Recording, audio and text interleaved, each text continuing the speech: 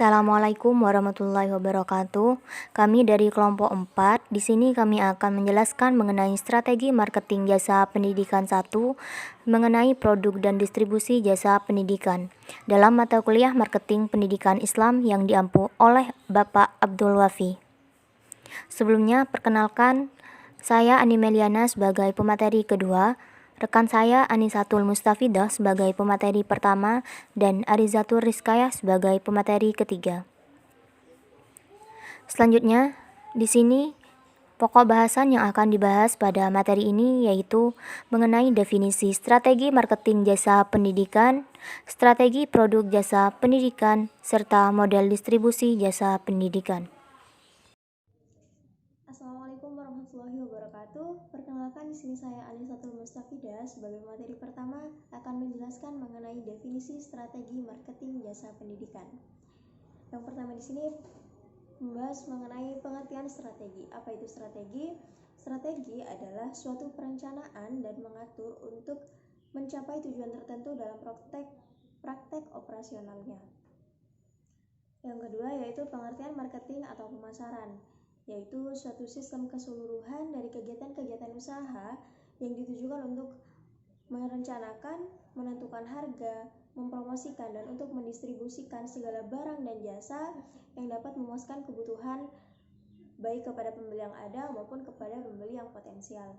Nah, jadi dapat kita simpulkan bahwa strategi pemasaran jasa pendidikan yaitu rencana yang komprehensif pada kegiatan lembaga pendidikan yang memberi layanan pada jasa pendidikan yang memuaskan kepada konsumen dengan cara memperhatikan konsep, model, produk, biaya pendidikan, dan strategi distribusi informasi jasa lembaga pendidikan. Sini ada 5 elemen strategi pemasaran yang dikemukakan oleh Corey dan Dolan. Yang pertama yaitu pemilihan pasar. Yang dimaksud di sini pasar yang akan dilayani.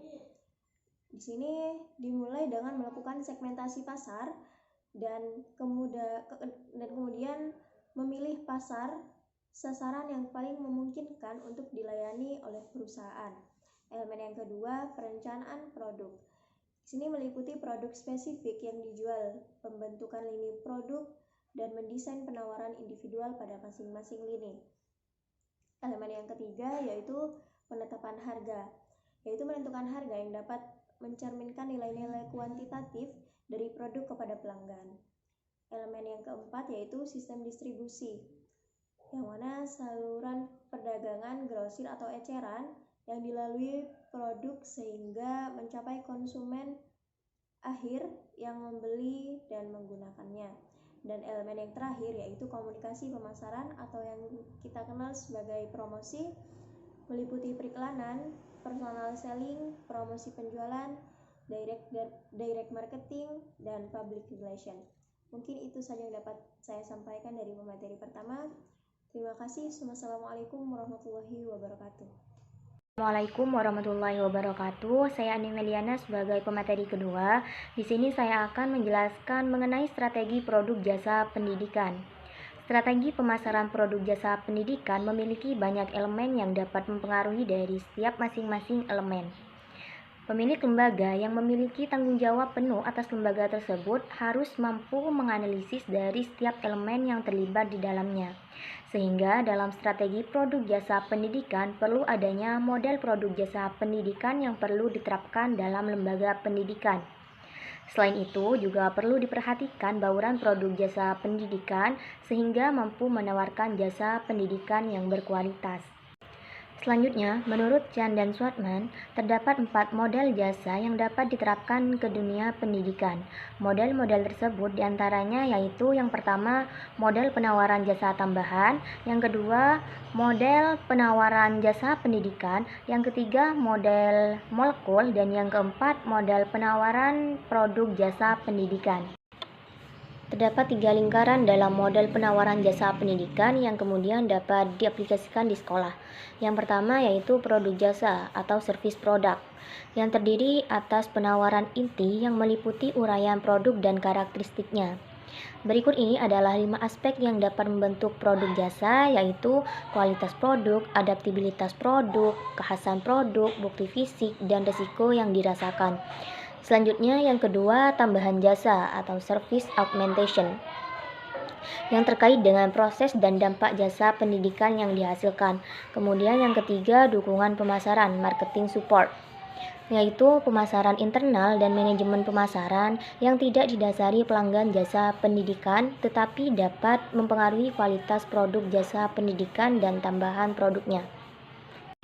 Selanjutnya, Kotler dan Fogg mengemukakan model rancangan penawaran produk jasa pendidikan yang membagi penawaran produk jasa pendidikan ke dalam 3 tingkat. Yang pertama yaitu penawaran jasa inti atau core over service, yang mengukur manfaat inti pendidikan atau jasa inti pendidikan. Yang kedua yaitu penawaran jasa nyata atau tangible over service. Penawaran jasa nyata memiliki 5 karakteristik untuk meningkatkan nilai jasa inti pendidikan dan manfaat bagi pelanggan. Kemudian yang ketiga, penawaran jasa tambahan atau augment over service, yaitu jasa tambahan dan manfaat jasa pendidikan yang ditawarkan pada pasar jasa pendidikan di luar penawaran jasa inti dan penawaran jasa nyata. Selanjutnya, model molekul. Sosmed mengembangkan model molekul yang diterapkan pada produk dan jasa dengan menggunakan analogi kimia untuk membantu pemasar melakukan visualisasi serta mengelola identitas total pasar.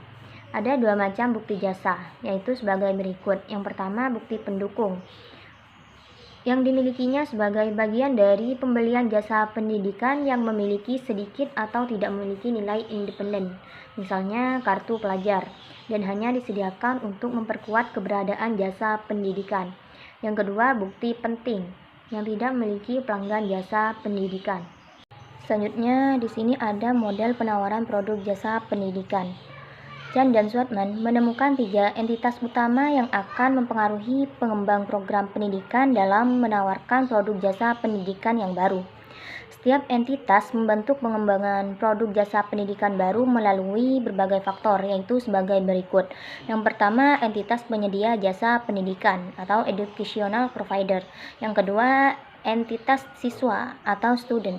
Dan yang ketiga, entitas pemerintah dan masyarakat, government and society. Selanjutnya, bauran produk jasa pendidikan. Bauran produk jasa pendidikan merupakan kumpulan semua produk jasa pendidikan dan unit produk jasa pendidikan yang ditawarkan sekolah kepada pelanggan jasa pendidikan. Terdapat 4 dimensi bauran produk jasa pendidikan, antara lain yang pertama lebar bauran produk atau produk mixed width, yang kedua panjang bauran produk atau produk mixed length, yang ketiga kedalaman bauran produk atau produk mixed depth, dan yang keempat konsistensi bauran produk atau produk mixed konsistensi. Tahapan pengembangan produk baru dapat digunakan dalam dunia pendidikan. Yang pertama yaitu strategi produk baru atau new product strategy, mencakup kesesuaian antara teknologi pendidikan dan pemasaran jasa pendidikan, sifat dan tingkat keunggulan produk jasa pendidikan baru, serta tingkat sinergi dan penerimaan risiko yang diharapkan sekolah. Yang kedua yaitu menghasilkan gagasan atau idea generation yang datang dari sumber-sumber seperti pelanggan jasa pendidikan, karyawan sekolah, penyalur jasa pendidikan, sekolah kompetitor, dan serta pendidikan dan pengembangan. Sekian pemaparan materi dari saya. Wassalamualaikum warahmatullahi wabarakatuh. Assalamualaikum warahmatullahi wabarakatuh. Baik, sebelumnya perkenalkan, nama saya Harizatur Rizkaya. Saya sebagai pemateri ketiga. Nah, pada kesempatan kali ini saya akan membahas mengenai model distribusi jasa pendidikan. Dalam hal ini, keputusan lokasi jasa pendidikan merupakan keputusan penting yang dibuat oleh seorang marketers. Untuk menentukan lokasi jasa pendidikan yang efektif, kita perlu mengetahui mekanisme yang mengatur pilihan calon siswa terhadap lokasi jasa pendidikan. Salah satunya yaitu dengan menggunakan model gravitasi. Dalam marketing dunia pendidikan, model gravitasi jasa pendidikan diterapkan berdasarkan pemanfaatan hukum gravitasi Newton yang digunakan untuk menguraikan pilihan pelanggan jasa pendidikan dari alternatif lokasi jasa pendidikan yang tersedia. Model gravitasi adalah model yang paling banyak digunakan untuk melihat besarnya daya tarik dari suatu potensi yang berada pada suatu lokasi.